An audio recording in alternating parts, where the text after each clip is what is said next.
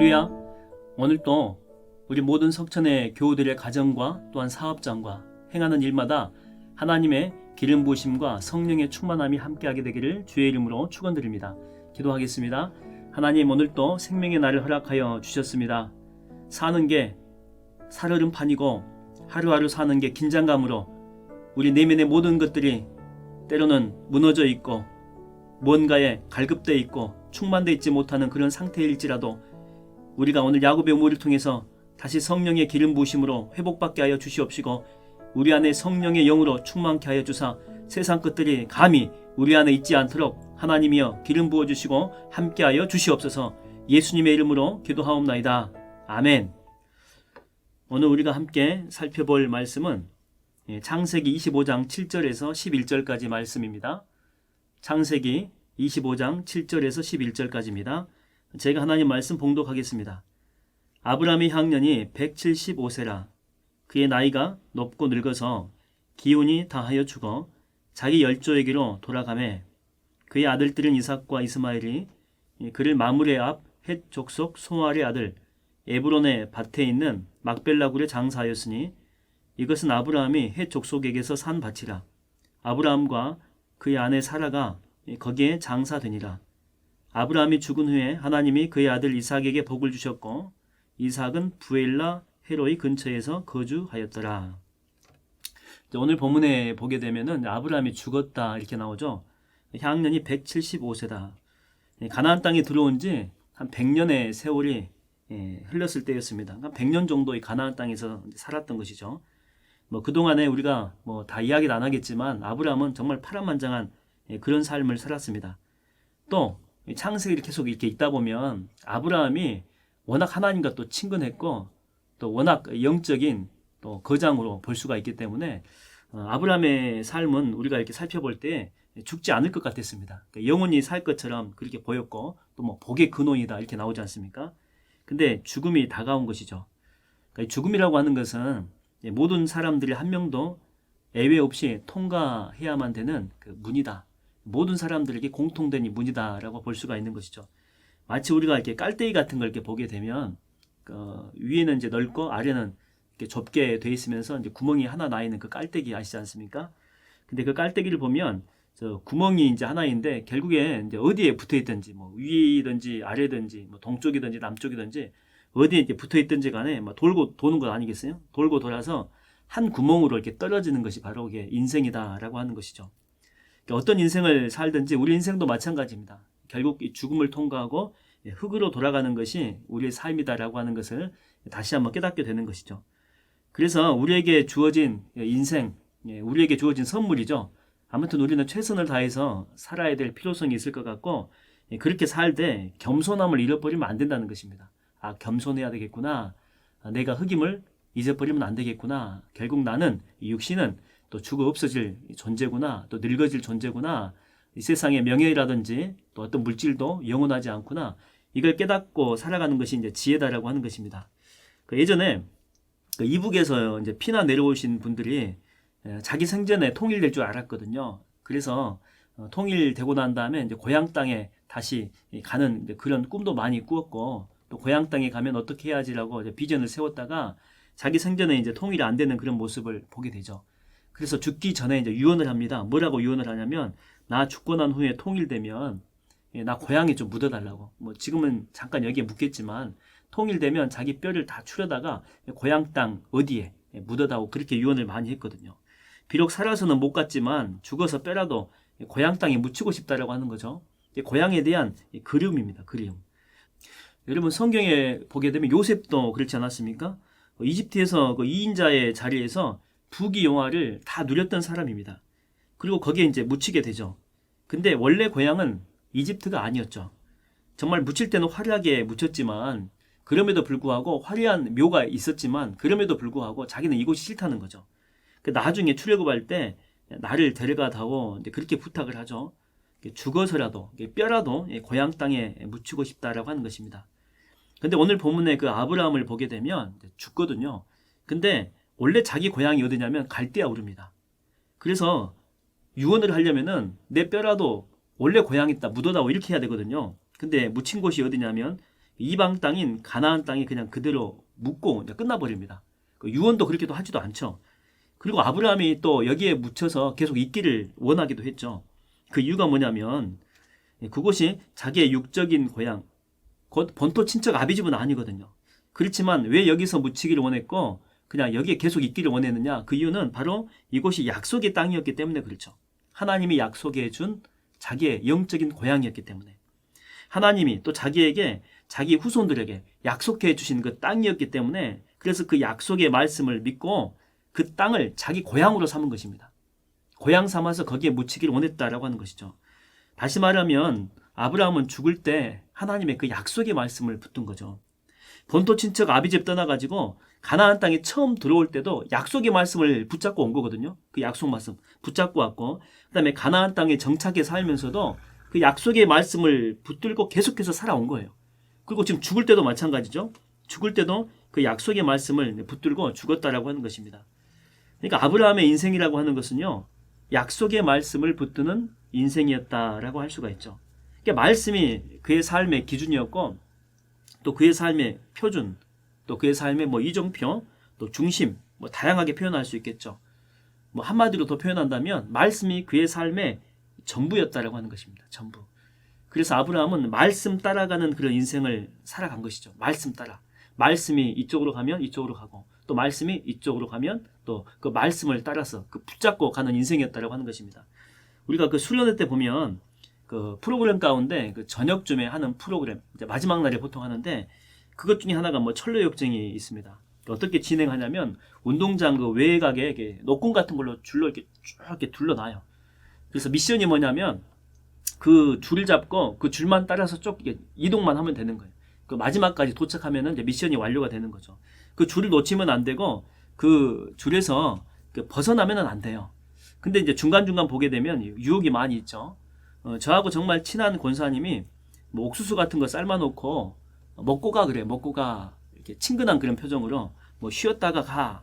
뭐 아이스크림도 막 주고 그런다는 거죠. 그래서 그거 먹다가 뭐 탈락하기도 하고 그리고 이제 어느 곳에 가게 되면 참 한치에 뭐 제가 이제 평소에 좋아하는 그런 누나가 있었죠. 뭐 고등학생 때니까 고등학생 때는 보통 누나를 많이 좋아하잖아요. 근데 그 누나가 이제 쓰러져 가지고 다리를 이제 다쳤다고 그래요. 그러면서 은서가 잡아서 일으켜줘. 발을 삐끗했는데 못 일어나겠어. 뭐 제가 그냥 어떻게 그냥 가겠어요. 그 유혹하는 것처럼 보여요, 솔직히. 근데도 그냥 발걸음이 그쪽으로 간다니까요. 절대 줄로 오면 안 돼. 줄에서 이탈하면 안 돼. 근데 그거 잊어버린다니까요. 그래서 가다가 마귀한테 막 붙들려가지고 끌려가고 또 어떤 코스는 줄을 막 이렇게 잡고 가는데 그 마귀들이 이제 막 둘러싸가지고 바로 그 옆에서 위협을 해요. 그리고 막 귓속말로 계속해서 너 죽이겠어. 빨리 줄 놓고 도망가. 그렇게 이제 그런 식으로 위협을 해가지고 금방이라도 잡아서 죽일 것처럼 그렇게 해요. 그래서 사람들이 그 무서워가지고 이제 포기하는 그런 사람들도 있죠. 근데 마귀들이 거기 있어도 귓속말로 위협을 하고 겁을 줘도 줄만 잡고 있으면 건들지 못하거든요. 줄. 그게 약속의 말씀의 줄인데 그 줄만 잡고 쭉 가면 되는 것인데 이제 무서워가지고 사람들이 중간에 포기하는 사람들도 있다라고 하는 거죠. 그리고 이제 어떤 코스는요. 이제 거의 다 왔습니다. 근데 이제 아직 줄이 남아 있거든요. 줄이 남아 있으면은 이제 더 가야 되잖아요. 그런데 바로 그 옆에 이제 셀레브레이션을 이렇게 마련해 놓고 있죠. 뭐 축환영, 천국 입성 축하. 그러면서 사람들이 많이 나와가지고 이제 다 왔다고. 자, 이쪽으로 오면 된다고. 축하한다고. 고생했다고. 뭐 쉬었다 가라고. 쉬었다가 다 왔으니까. 그래서 뭐 수박도 주고 뭐 시원한 물도 주고 여기가 뭐 천국이라고. 처음에는 안 믿어요, 사람들이. 우리가 뭐 한두 번 속았지 또 속냐 그러는데 거기에 보면 누가 있냐면 목사님도 있어요. 목사님도 있고 전도사님도 있고 야 은서가 축하한다. 여기까지 오느라고 고생 많이 했다. 다 왔으니까 이제 오라고.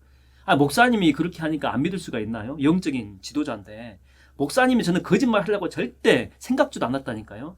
근데 이탈하는 순간에 그 마귀들이 와가지고 우리를 막 끌고 가요.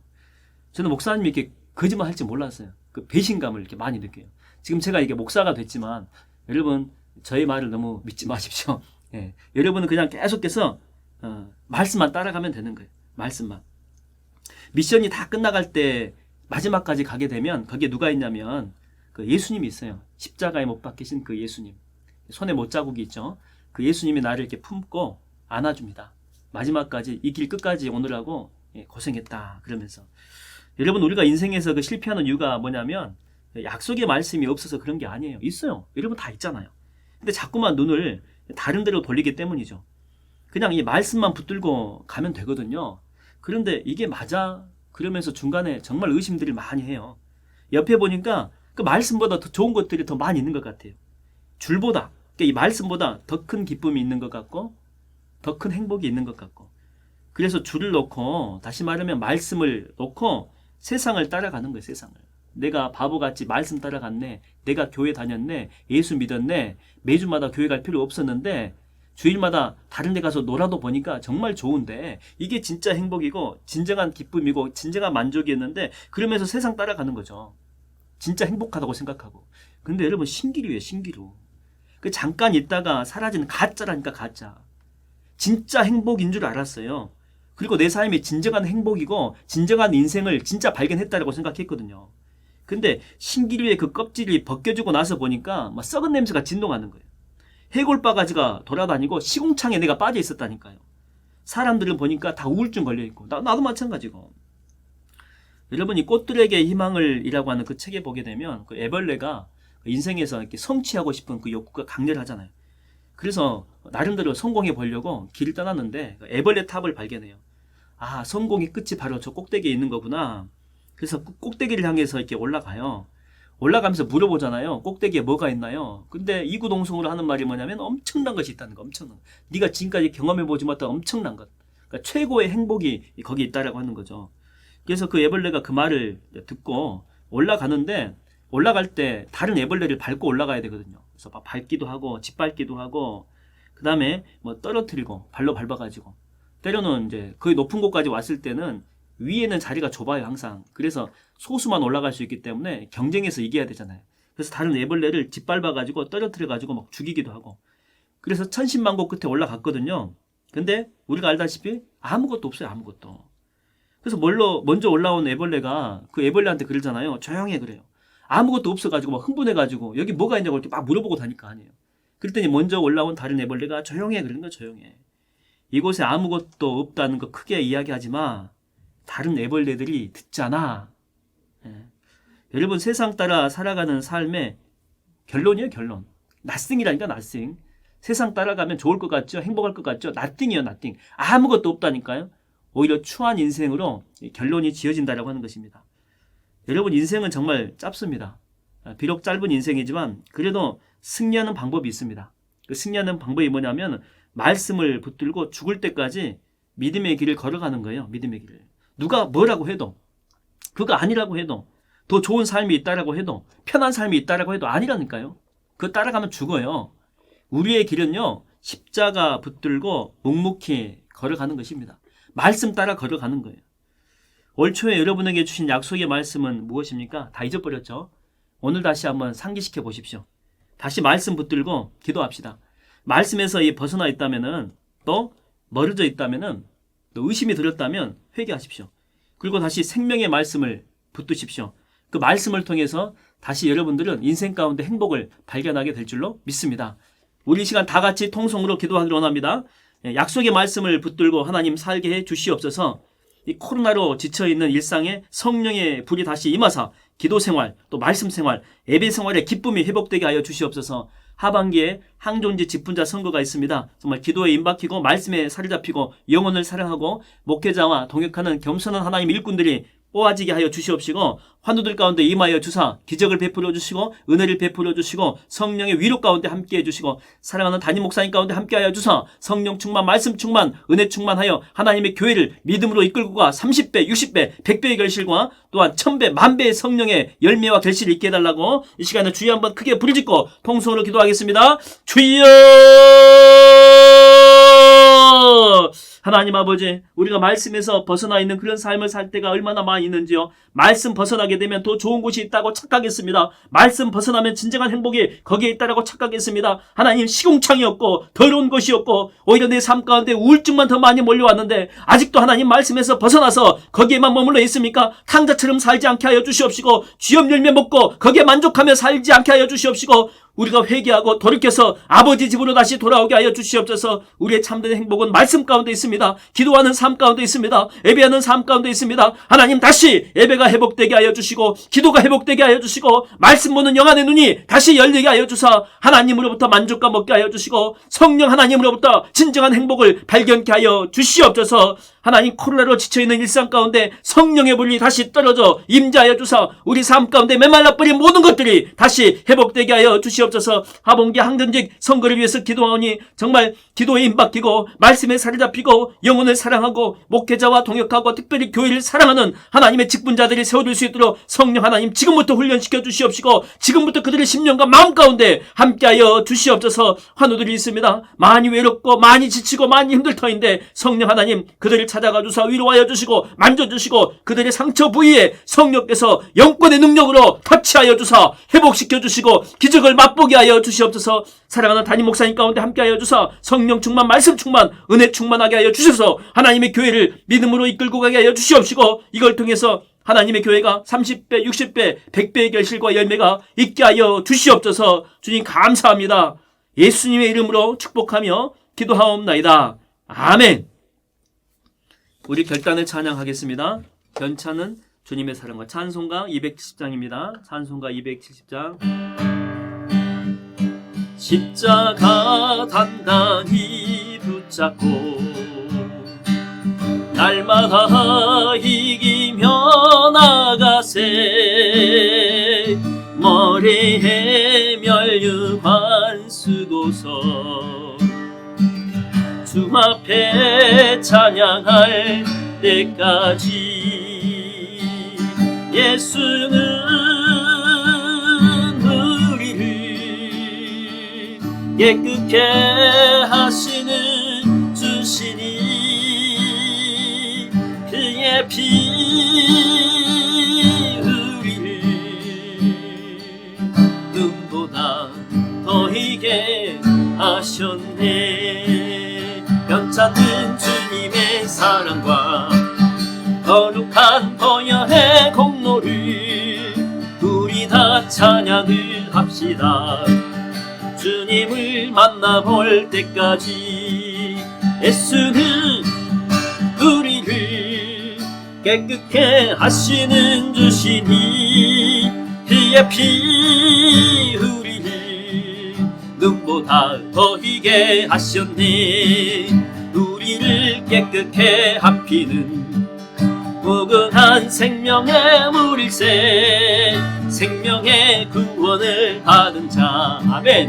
하나님 찬양을 합시다. 아멘. 예수는 우리를 깨끗게 하시는 주시니 그의 피 우리를 눈보다 더 희게 하셨네. 우리의 거룩한 보혈을 날마다 입으로 간증해 담대히 싸우며 나가세. 아멘. 천국에 들어갈 때까지 예수는 우리를 깨끗게 하시는 주시니 그의 피 우리를 눈보다 더 희게 하셨네. 십자가 단단히 붙잡고 날마다 이기며 나가세 머리에 면류관 쓰고서 주 앞에 찬양할 때까지. 아멘. 예수는